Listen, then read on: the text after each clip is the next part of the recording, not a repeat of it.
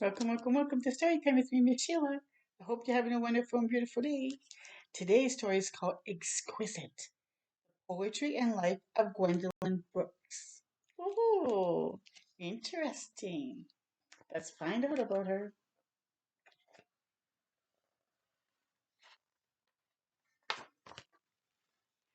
Gwendolyn grew up in the big city of Chicago with little money to spare. Yet her family owned great treasure, a bookcase filled with precious poems. That's a huge bookcase. Each night her father read fine poetry aloud, passionate and proud. Nothing sounded sweeter to Gwendolyn than father's deep voice reciting the rhythmic words. Gwendolyn memorized these lines, fine words in time to share with big, hugging aunts. She was 7.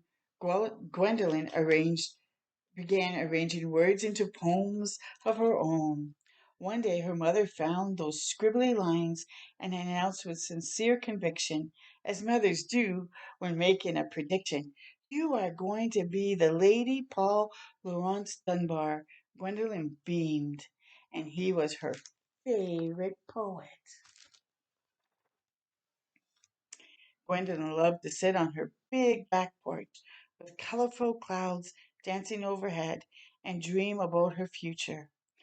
I was at my happiest sitting out on the back porch to sit there and look out at the western sky with all those beautiful changing clouds and just to dream about the future, which was going to be ecstatically exquisite like those clouds.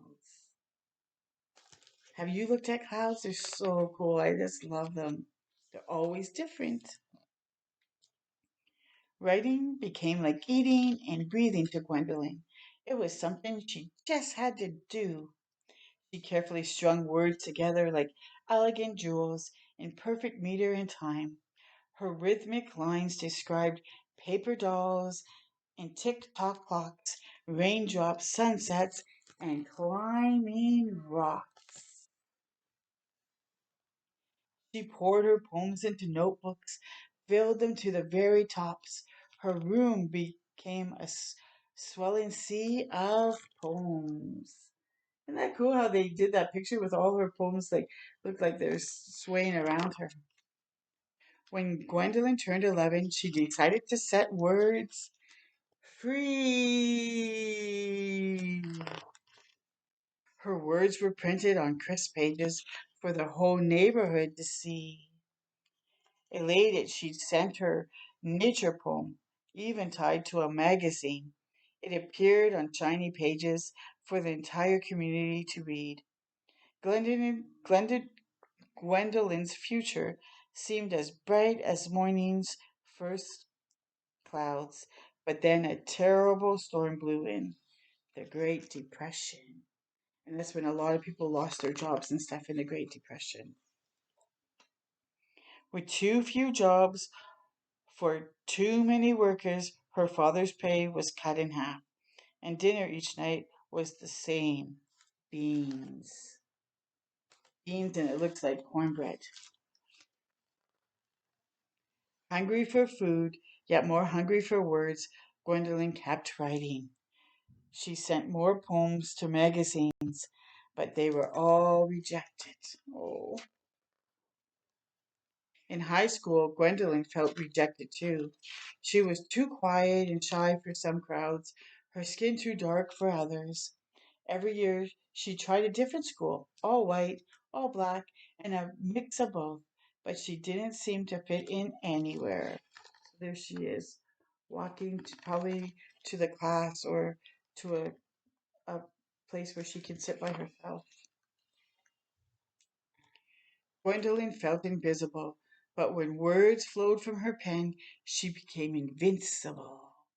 So she spent more time there ever writing, exploring new ways to express her ideas. She even wrote a history report in rhyme, and her paper earned an A and a note from the teacher that said, "Keep writing." Soon Gwendolyn headed off to college, where she devoured thick books of poetry, Dickinson, Wordsworth, and Hughes, and penned poems about her family and friends. After graduation, jobs were still hard to come by, and poems didn't pay the bills, so Gwendolyn found work wherever she could, cleaning homes, typing, and making deliveries. So there she is, stepping up on the books to show she's going off to college. Then along came Henry, a handsome man who adored poetry too. The two married and squeezed into a tiny apartment in a black neighborhood where they were supposed to live. A year later, baby Henry arrived. A busy wife and mother, Gwendolyn continued to write. She took a poetry class at night where she studied modern poems with different length lines, unpredictable meter and time. Inspired, she created unique poems about the non-stop busyness, the hard luck grittiness of the life in her South Side Chicago neighborhood, Bronzeville, where businesses boomed on 47th Street, where hardworking families didn't have enough to eat, where people jumped and jived to a new jazzy beat. And Gwendolyn kept polishing her words, and they sparkled like silvery summer clouds. I am proud to feature people and their concerns, their troubles, as well as their joys. So it's showing like the city, hey? Eventually, one of her poems won a contest, then another, and then another. Some were published in a famous poetry journal, but they still couldn't pay the bills. Even without electricity, Gwendolyn kept writing by candlelight. Stories about the life on her busy Bronzeville streets. I wrote about what I saw and heard in the street. So you see her working on the table with the candle lit right there, too. And she kept dreaming about a future that was going to be exquisite. Then one day, beneath a promising patch of clouds, she gathered her finest poems, stories of hardships and hope, slid them into an envelope, and mailed them to a book publisher in New York City. Then she waited and worried and wondered, would they like stories about people in their neighborhood? Soon a letter arrived. The publisher wanted more, twice as many as before. So Gwendolyn composed poems in different forms, free verse, ballads, sonnets. She wrote about brave soldiers like her brother fighting for a country that didn't give everyone equal rights. She wrote about a poor man named Satin Leg Smith, who fancied fine clothes. She wrote about understanding your identity, who you are on the inside. Her tired fingers wrote day and night until finally she had enough to send to a publisher. Before long, another letter arrived. Gwendolyn grabbed that envelope, ran into the bathroom, and locked the door. Hands trembling, she opened it. The publisher loved the poems. Soon they became a beautiful book, A Street in Bronzeville. Gwendolyn had more stories to share, important stories about a young girl growing up, getting married, and starting her own family in a city where people judged others by the color of their skin.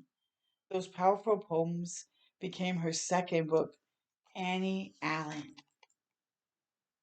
Ooh. Gwendolyn's words drifted into the world like bright, brilliant clouds. Her poems helped people better understand others. They encouraged people to take a closer look at themselves, and they changed the way some people thought and acted. But even two books couldn't pay all the bills. Money was tighter than ever. Yet everywhere she looked, Gwendolyn saw more stories that needed to be told, so she kept writing. Then, one cloudy day in May, Gwendolyn's electricity was turned off again. Suddenly, the phone in the dark apartment started ringing. Was it another bill collector? She hesitated, then picked up the phone. A reporter on the other end asked one question.